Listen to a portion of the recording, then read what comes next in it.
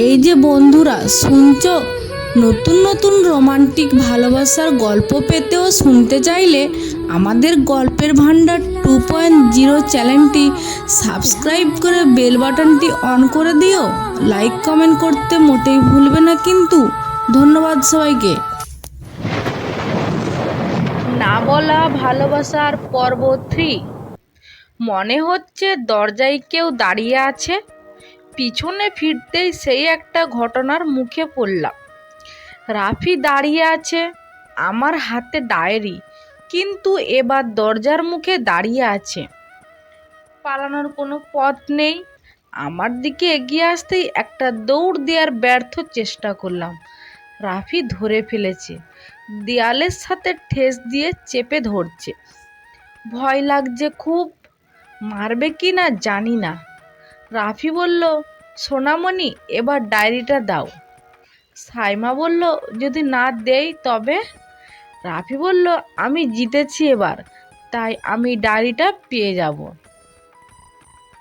সাইমা বলল, এভাবে জিতলেন কেন? রাফি বলল, যাই হোক, এবার শোধ দিলাম। সাইমা বলল, কিসের শোধ? রাফি বলল, তুমি কালকে যে হাদিস বলেছিলেন সেইটা আমি আজ পুরা বলি। সাইমা, কোনটা? রাফি বলল, আয়সা রাদিয়াল্লাহু তাআলা আনহা বলেছেন, একবার নবীজি আমাকে বললেন, চলো দৌড় প্রতিযোগিতা করি। আমরা দৌড়ালাম। আমি তার চেয়ে এগিয়ে থেকে দৌড়ে শেষ করলাম। কিছুদিন পর আমার স্বাস্থ্য একটু ভালো হলো।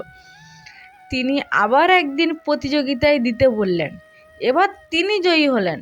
মুচকি হেসে বললেন, এটা সেটার বদলা, শোধবোধ। এবার বুঝেছ কিসের শোধ নিলাম? সাইমা বলল, কত সময় এভাবে চেপে রাখবেন? লাগছে তো? রাফি বলল, আচ্ছা ডায়েরি দাও। অবশেষে ডায়েরি দিয়ে দিলাম। রাফি খুশি হয়ে রুমে চলে গেল। আমারও ভালো লাগছে দুষ্টুমি করতে পেরে। আসলে এটা সেই নীল ডায়েরি না যেটা রাফি কাল দেখেছিল। এইটা অন্য একটা ডায়েরি। রাইসার পরামর্শ নিয়ে এই ডায়েরি লিখেছিলাম। আজকে বোঝা যাবে আদেও রাফি আমাকে ভালোবাসে কি না। খুব টেনশন হচ্ছে। রান্নাঘরের দিকে গেলাম। কলেজে যেতে হবে, দ্রুত সব কিছু গুছিয়ে নিতে হবে। অফিসে আসার সময় সাইমার লেখা ডায়েরিটা নিয়ে আসলাম। পাগলি মেয়েটা কী কী লিখে একটু পড়ে দেখার জন্য। আমাকে নিয়ে কিছুই লিখে না, অন্য কোনো মানুষের জীবনও ছিল না আজ জানা যাবে। অফিসে অনেক সময় এসেছি, প্রায় সব কাজ শেষ। আর কিছু কাজ আছে যা পরে করলেও হবে। ব্যাগ থেকে সাইমার লেখা ডায়েরিটা বের করলাম। মনের মধ্যে অনেক কৌতূহল কাজ করছে। যেই ডায়েরি খুলে পড়া শুরু করব, সেই সময় আব্বু চলে আসলো। কিছু প্রয়োজনীয় কথা বলে চলে গেল। এবার আসলো কাঙ্ক্ষিত সেই সময়। ডায়েরিটা খুলেই চমকে উঠলাম। ডায়েরিটার নাম, রাফি তোমায় ভালোবাসি। বিরাট আকারে একটা ধাক্কা খেলাম। ভেবেছিলাম ডায়েরিতে ওর অতীতের কোনো মানুষের কথা লেখা আছে, তাই এত আগ্রহ করে নিলাম। আর এখন দেখি ডায়েরিতে আমার ভালোবাসা, নাকি রাফি নামের অন্য কেউ ছিল। যাই হোক, পড়তে হবে। প্রথম পেজে লেখা আছে, প্রিয় রাফি, ডায়েরিতে শুধু তোমার প্রতি ভালো লাগাগুলো লিখে রাখবো। জানি তোমার চোখে কোনোদিনও এই ডায়েরি পড়বে না।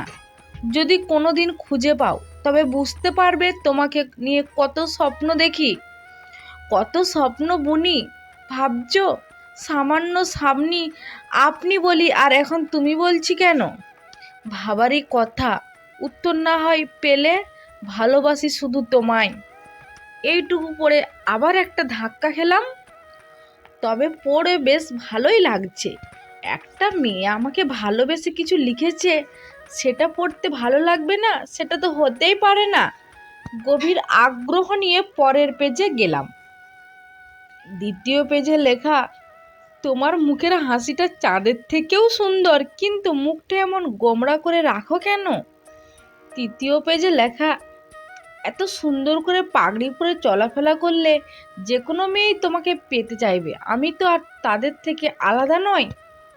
চতুর্থ পেজে লেখা, আপনার দেওয়া চুড়ি, কানের দুল, পায়ের তোড়াগুলি সত্যি অসাধারণ। এমন সুন্দর জিনিস আমি আগে ব্যবহার করিনি। আপনার পছন্দ আছে বলতে হয়। পঞ্চম পেজে লেখা, আপনাকে হাতে করে ভাত খাওয়াতে সত্যিই মজা লাগে, কিন্তু কেন তা জানি না। এভাবে আরও অনেক কিছু লেখা। সবগুলো পড়ে আমার বুকের বাম পাশে কেমন জানি লাগতেছিল, খুব ঘামছিলাম। সাইমার প্রতি আজ অন্যরকম অনুভূতি হচ্ছে। এতদিন সাইমার আচরণে আমার মনে কোনো প্রভাব ফেলেনি, কিন্তু আজ হঠাৎ এমন অদ্ভুত অনুভূতি হচ্ছে, মেয়েটা আমাকে এত ভালোবাসে আর আমি ওর সাথে কি নিষ্ঠুর ব্যবহার করি।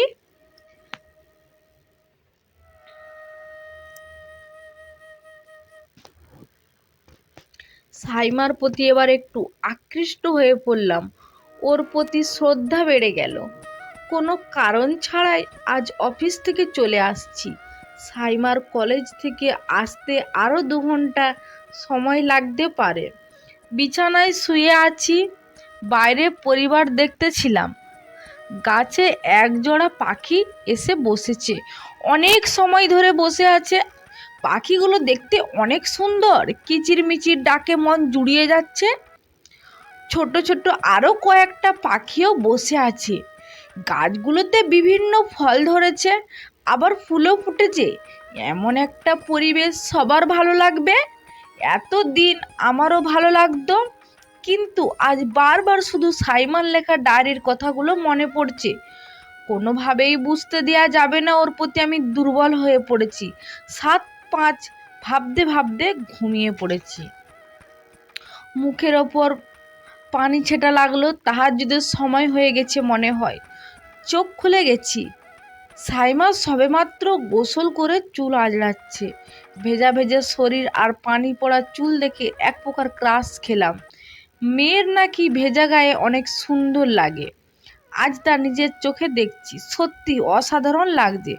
কত সময় যে সাইমা সুদীর্ঘ চুলের দিকে তাকিয়ে আছি নিজেও জানি না। হঠাৎ সাইমা আমার দিকে তাকিয়েছে, একদম চোখে চোখ পড়লো। সাইমা বলল, কি দেখছেন এভাবে? রাফি বলল, কিচ্ছু না। সাইমা বলল, আজ এত দ্রুত চলে আসলেন, শরীর খারাপ নাকি? রাফি বলল, না, তবে একটু একটু মাথা ব্যথা। সাইমা এই কথা শুনেই পাশে এসে বসলো। সাইমা বলল, মাথা টিপে দিই? রাফি বলল, দাও। সাইমা বলল, আচ্ছা, আমার কোলে মাথা রাখেন। রাফি বলল, কি, তোমার কোলে মাথা রাখবো কেন? সাইমা বলল, রাখলে সমস্যা কোথায়? রাফি বলল, আমি বালিশেই মাথা রাখি আর তুমি টিপে দাও। সাইমা বলল, দেয়া যাবে, তবে আপনি একটু সুন্নত মিস করবেন। রাফি বলল, কি সুন্নত? সাইমা বলল, আল্লাহ রাসূল সাল্লাল্লাহু সাল্লাম প্রায় সময় উম্মুল মুমিনিন খাদিজা রাজিয়াল্লাহু তাআলা আনহার কোলে মাথা রাখতেন এবং তার মৃত্যুর পর আয়েশা রাজিয়াল্লাহু তাআলা আনহার উরুর উপর মাথা রেখে শুতেন। যখন আয়েশা রাজিয়াল্লাহু তাআলা আনহু ঋতুবর্তী অবস্থায় উপনীত হতেন, তখন রাসূল সাল্লাল্লাহু আলাইহি সাল্লাম তার উরুর উপর শুয়ে কোরআন তেলাওয়াত করতেন। আবার আরেকটা হাদিসে আছে, উম্মুল মুমিনিন আয়েশা রাদিয়াল্লাহু তাআলা আনহা প্রায় সময় রাসূল সাল্লাল্লাহু আলাইহি সাল্লামের মাথায় চুল আঁচড়ে দিতেন, এমনকি তিনি রাসূল সাল্লাল্লাহু আলাইহি সাল্লামের মাথা ধৌত করে দিতেন। রাফি বলল, তাহলে মাথা রাখাই লাগবে? সাইমা বলল, জি লাগবে তো। এরপর সাইমার কোলে মাথা দিয়ে শুয়ে পড়লাম আর মাথা টিপে দিচ্ছিল। অন্যরকম একটা ভালো লাগা কাজ করছে। দিন দিন ওর প্রতি দুর্বল হয়ে পড়েছি।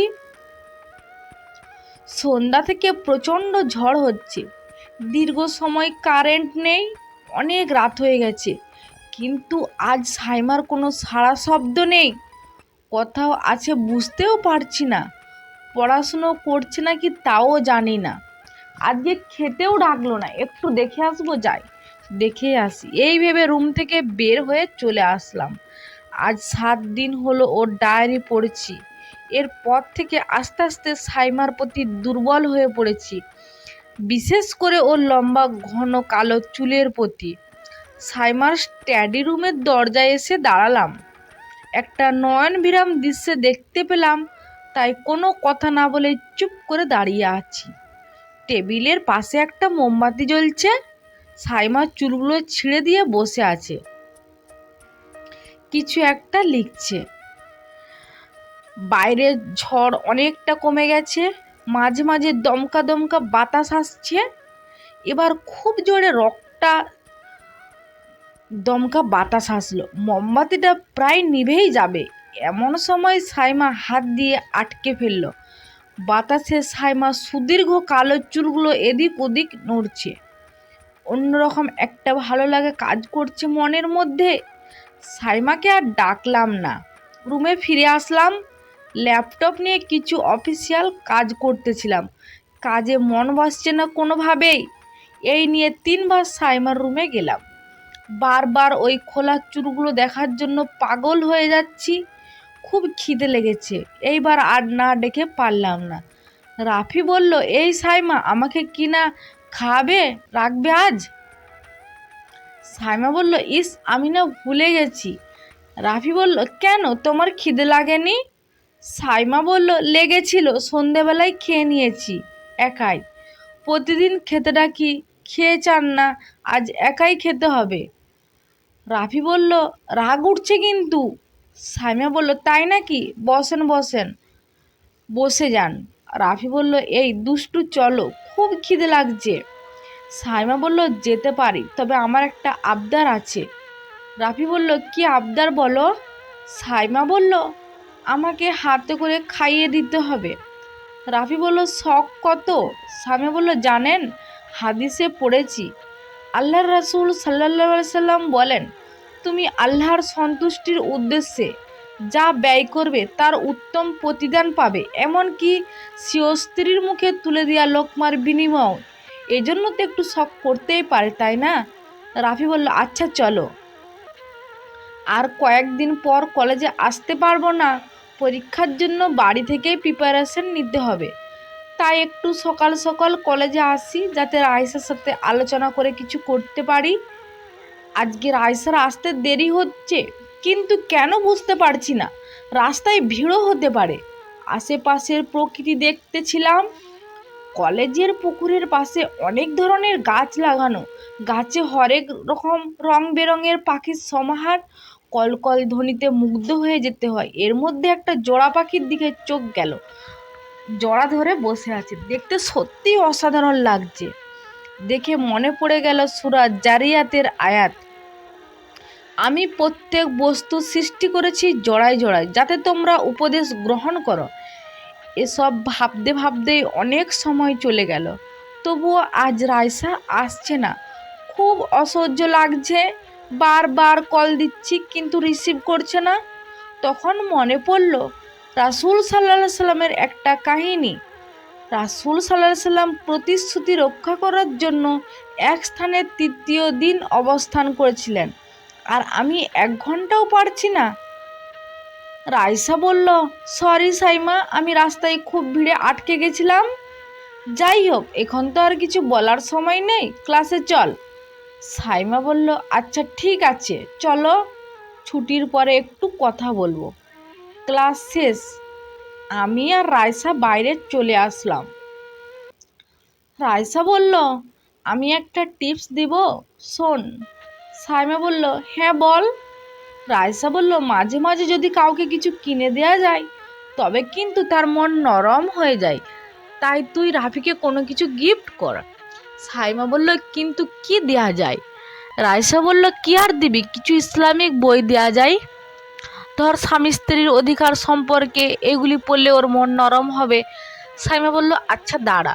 এই বলে ব্যাগ থেকে টাকা বের করে দেখলাম অনেকগুলো টাকাই আছে। কলেজে আসার সময় প্রতিদিন রাফি যে টাকা দিত সেগুলো রেখে দিয়েছিলাম। সাইমা বলল, আচ্ছা এই টাকাগুলো নে। রাইসা বলল, ও ঠিক আছে, আমি ভালো দেখে বই কিনে এনে দেবো নে। কথা বলতে বলতে প্রায় রাস্তা চলে এসেছি। এসেই দেখি রাফি দাঁড়িয়ে আছে। আজ হঠাৎ আসার কোনো কারণ খুঁজে পাচ্ছি না। ড্রাইভারও আছে।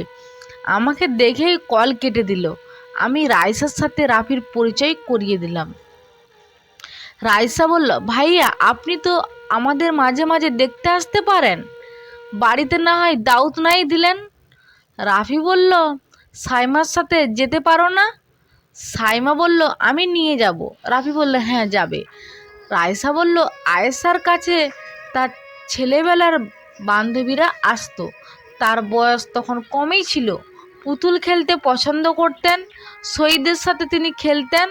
নবীজি তাদেরকে সৈয়দের আয়েশার কাছে পাঠিয়ে দিতেন, খেলার সুযোগ করে দিতেন। শুধু আয়েশা রাজিয়াল্লাহু তাআলা আনহুকে ভালোবাসতেন তা কিন্তু নয়, তাদের বান্ধবীদেরকেও ভালোবাসতেন, খোঁজ খবর রাখতেন, যোগাযোগ ছিন্ন হতে দিতেন না, এটা সেটা হাদিয়া পাঠাতেন, ছাগল জবাই হলে কিছু গোস্ত আলাদা করে বলতেন, এটা খাদিজার অমুক বান্ধবীর বাড়িতে গিয়ে এসো। আর আপনি তো আমাকে চিনেন না। রাফি বলল, বাবা এত সাইমার ওস্তাদ দেখছি, সাইমা মনে হয় আপনার কাছ থেকে এমন শিখেছে। রায়সা বলল, শিখবেই তো, এজন্য হাদিসে মুমিন বন্ধু গ্রহণ করতে বলা হয়েছে। রাফি বলল, আচ্ছা কি খাবেন বলেন। রায়সা বলল, না কিচ্ছু লাগবে না, আমি কি ফকির যে চেয়ে খাবো? হাদিসগুলো না দিলে তো আর এই কথাটুকুও বলতেন না, অভিমান করলাম। এরপর রায়সাকে বাদাম ভাজা, ফুচকা, ঝালমুড়ি কিনে দিয়ে চলে আসলাম। রাফি আগের থেকে পাল্টে গেছে, মেয়েটার আচরণ সুবিধের নয়, ঠিক মতো কাছে আসে না, আগের মতো আর আবদার করে না, সামনে পরীক্ষা তাই হয়তো, না অন্য কিছু। আজ দুপুর থেকে একবারও কাছে আসেনি, সকালে বকেছিলাম এজন্যই হয়তো। পড়ার রুম থেকেও কোনো শব্দ আসছে না, যাই একটু দেখে আসি। রুমের দরজায় এসে দাঁড়িয়েছি, ভিতরে অন্ধকার।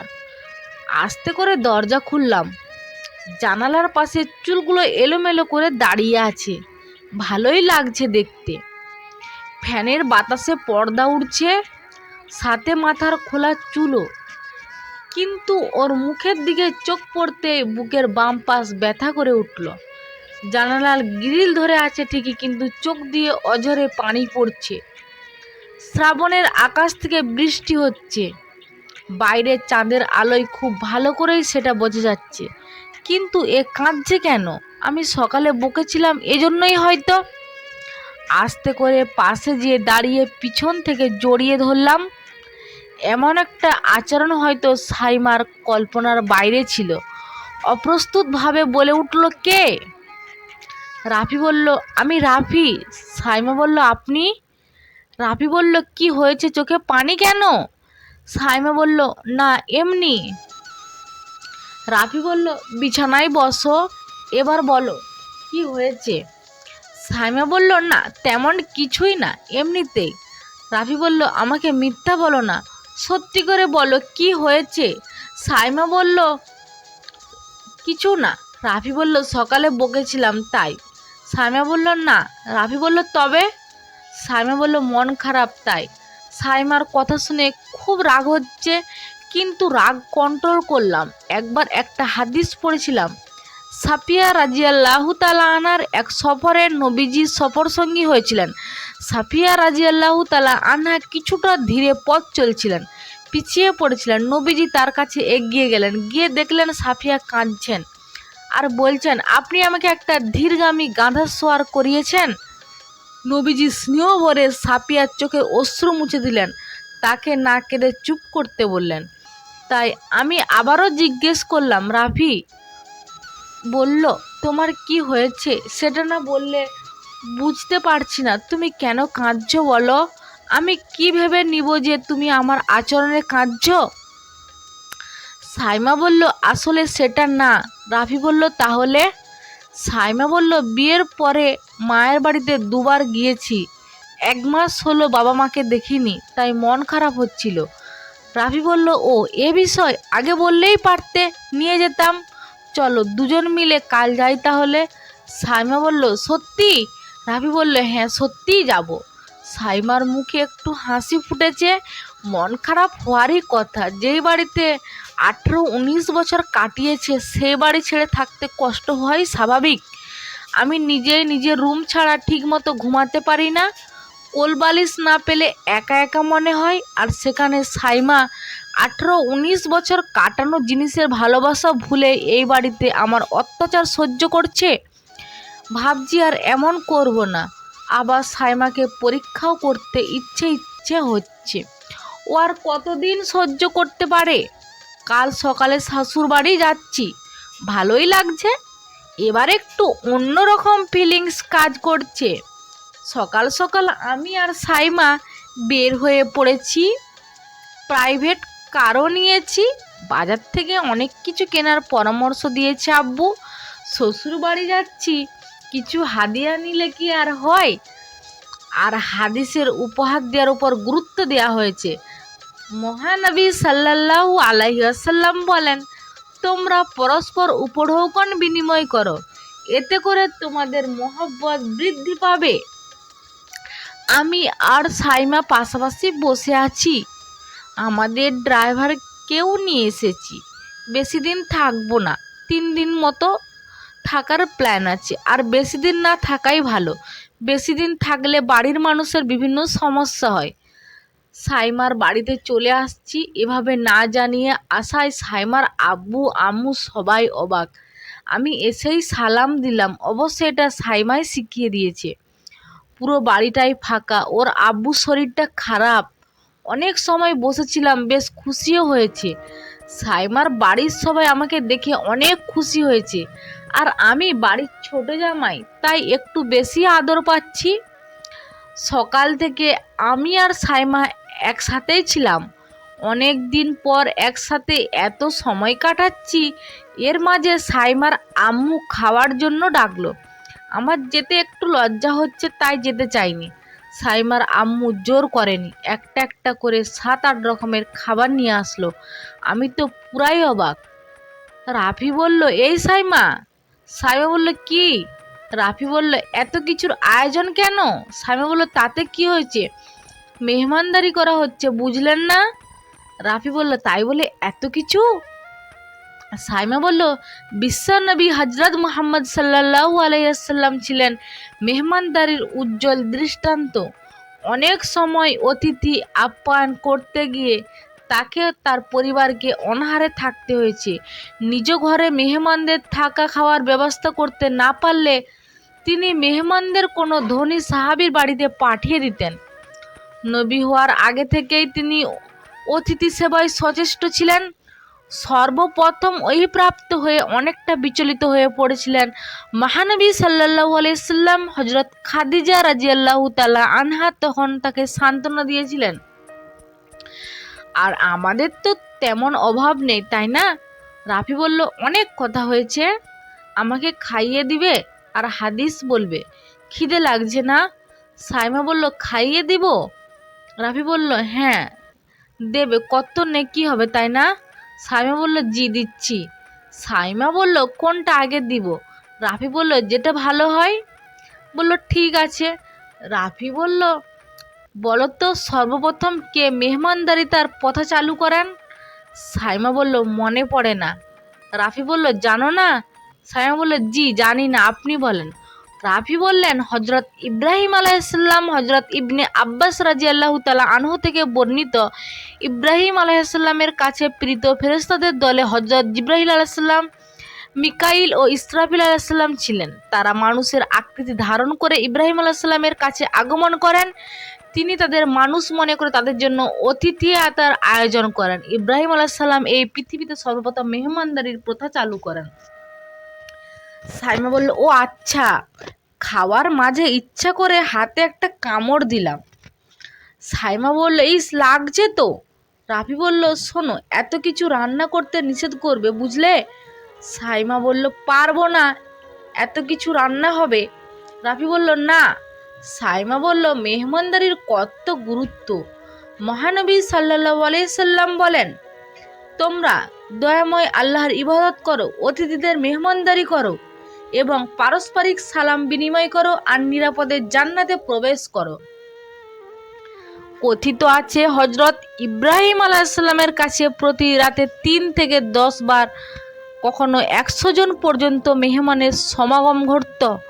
হযরত অতিথি আউফি রাদিয়াল্লাহু তাআলা আনহু থেকে বর্ণিত, তিনি বলেন, আমি রাসূল সাল্লাল্লাহু আলাইহি সাল্লামকে বলতে শুনেছি, আল্লাহ তাআলা ইব্রাহিম আলাইহিস সালামকে এ কারণে বন্ধুরূপে গ্রহণ করেছেন যে তিনি মানুষকে খানা খাওয়াতেন, বেশি বেশি সালাম দিতেন, আর মানুষ রাতে ঘুমিয়ে পড়লে তিনি নামাজ আদায় করতেন।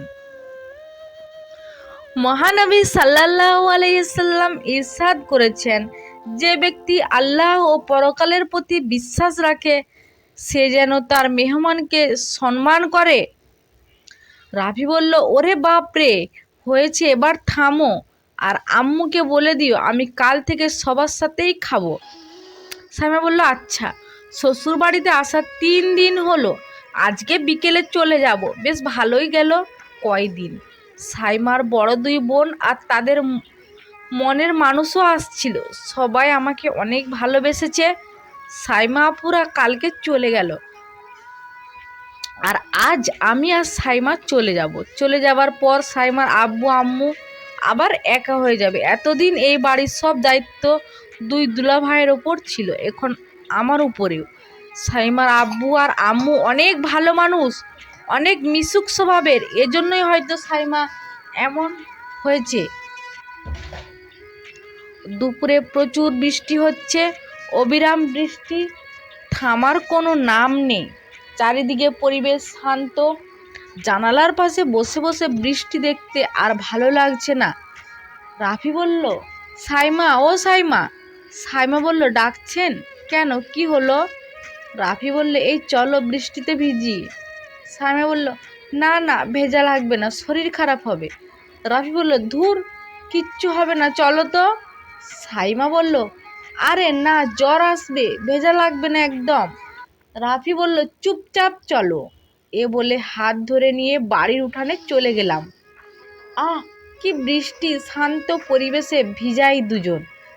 সাইমার পুরো শরীর ভিজে গেছে, মুখে মুচকি মুচকি হাসি, চুল বেয়ে বেয়ে পানি পড়ছে, চুপ চুপ ভিজা শরীর। অন্যরকম একটা অনুভূতি হচ্ছে। দিন দিন সাইমার প্রতি আকৃষ্ট হয়ে যাচ্ছি। অনেক সময় এক পলক তাকিয়ে আছি সাইমার দিকে। সাইমা বলল, এভাবে তাকিয়ে আছেন কেন? রাফি বলল, কই? সাইমা বলল, আরে ভেজা লাগবে না, চলেন। রাফি বলল, এই না, মোটেই না, আর একটু ভিজি। সাইমা বলল, না, একদম হবে না, বেশি ভিজলে শরীর খারাপ হবে। রাফি বলল, তবে চলো। সাইমা বলল, আবার বৃষ্টি হলে ভিজবেন, এখন আর ভেজা লাগবে না। রাফি বলল, উফ, মেয়েটা জিততেই দিল না, ভিজতেই দিল না। এমনিতেই 1 ঘন্টা ভিজেছি, আর একটু ভিজলেই বা কি হতো। ধুর, ভাল লাগে না এসব একদম। কত সুন্দর একটা মুহূর্ত কাটাতেছিলাম। সাইমা ব্যাগ গুছিয়ে নিচ্ছে, মুখে কোনো কথা নেই, একদম চুপচাপ। চোখের কোণে বিন্দু বিন্দু পানি জমছে, যে কোনো সময় চোখ বেয়ে বৃষ্টি পানি পড়তে পারে। কি হয়েছে বুঝতে পারছি না। দুপুরেও ভালোই ছিল, এখন যে কি হলো আল্লাহই ভালো জানেন। আসরের নামাজের পর বের হব, এইমাত্র আজান দিল। সাইমাকে অনেক সময় ধরে দেখছি না, উজু করে জামাতে নামাজ পড়তে গেলাম। সাইমা বোরখা পরে রেডি হয়ে গেছে, ওর মা কান্না করছে, সাইমাও কাঁদছে। ভাল লাগছে না এমন দৃশ্য। এতদিন তো সব হাসি খুশি ছিল, আজ আবার এমন কান্না করার কি দরকার? আমাদের বাড়িতে আমরা গাড়িতে তুলে দিয়ে চলে গেল আব্বু আম্মু সবাই। গাড়িতে ওঠার আগে আব্বু আর মাকে সালাম দিলাম, আর কিছুদিনের মধ্যেই আমাদের বাড়িতে যেতে বললাম। হাত খরচের কিছু টাকাও দিলাম। অনেক দূর চলে এসেছি, কিন্তু এখনও সাইমার কান্না থামেনি। আমি একটু কাছে এগিয়ে গেলাম, ওর মন ভালো করার জন্য একটু চেষ্টা করব, কিন্তু কি যে করি বুঝতেই পারছি না। বৈধতার সীমারেখায় স্ত্রীকে যথাসম্ভব আনন্দে ও প্রফুল্ল রাখা হলো স্বামীর প্রতি শরীয়তের নির্দেশ। রাসূল সাল্লাল্লাহু সাল্লামের কর্ম পদ্ধতি দ্বারাও তা প্রমাণিত। রাসূল সাল্লাল্লাহু সাল্লাম ইরশাদ করেন, মুসলমানের জন্য সব খেল তামাশা নিষিদ্ধ, তবে তার ধনুক থেকে তীর চালনা, ঘোড়া চালনা, স্বামী স্ত্রী পরস্পরের রসিকতা, কেননা এগুলো নেই সঙ্গত। অনেক গল্প শুনলাম, এখন একটু চুপ করেছে, তবুও কাঁদছে। চোখের পানি মুছে দিচ্ছি, হাদিসও এমন করার কথা এসেছে। সাফিয়া রাজিয়াল্লাহু তাআলা আনহু এক সফরে নবীজির সফর সঙ্গী হয়েছিলেন। সাফিয়া রাজিয়াল্লাহু তাআলা আনহা কিছুটা ধীরে পথ চলছিলেন, পিছিয়ে পড়েছিলেন। নবীজি তার কাছে এগিয়ে গেলেন, গিয়ে দেখলেন সাফিয়া কাঁদছেন আর বলছেন, আপনি আমাকে একটা ধীরগামী গাধায় সোয়ার করিয়েছেন। নবীজি স্নেহ ভরে সাফিয়ার চোখে অশ্রু মুছে দিলেন, তাকে না কেঁদে চুপ করতে বললেন। চলতি পথেই একটা নার্সারি ড্রাইভারকে গাড়ি থামাতে বললাম।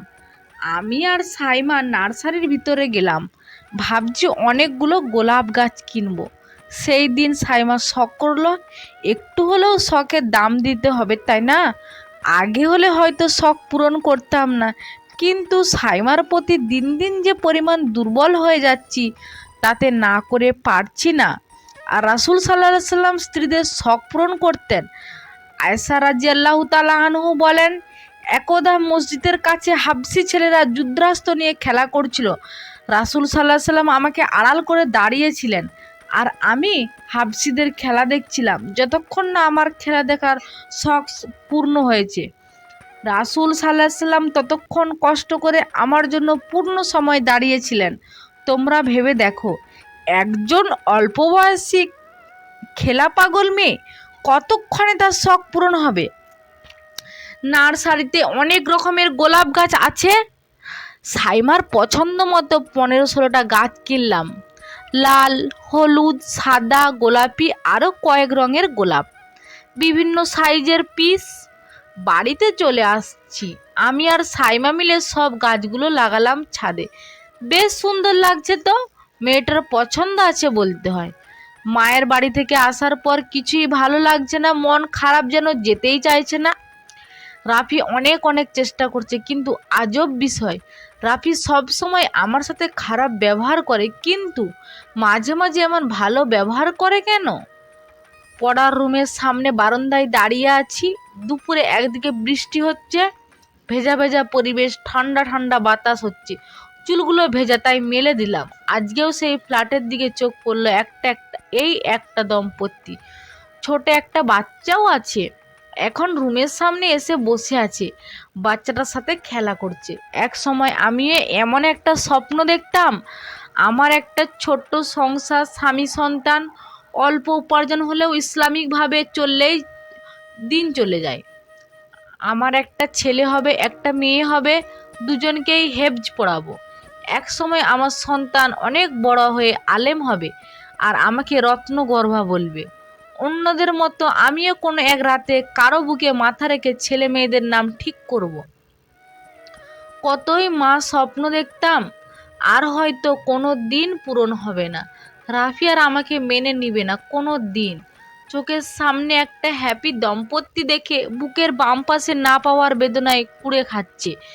এমন সময় রাফি এসে ডাকলো। ইদানিং রাফি আমার রুমে একটু বেশি বেশি আসে, কিন্তু এমন সময় ডাকছে কেন কি জানি।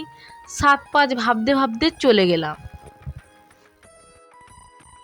তো বন্ধুরা, গল্পটি আপনাদের কাছে কেমন লাগলো তো কমেন্ট করে জানাবেন এবং পরবর্তী পর্বের জন্য অপেক্ষা করবেন।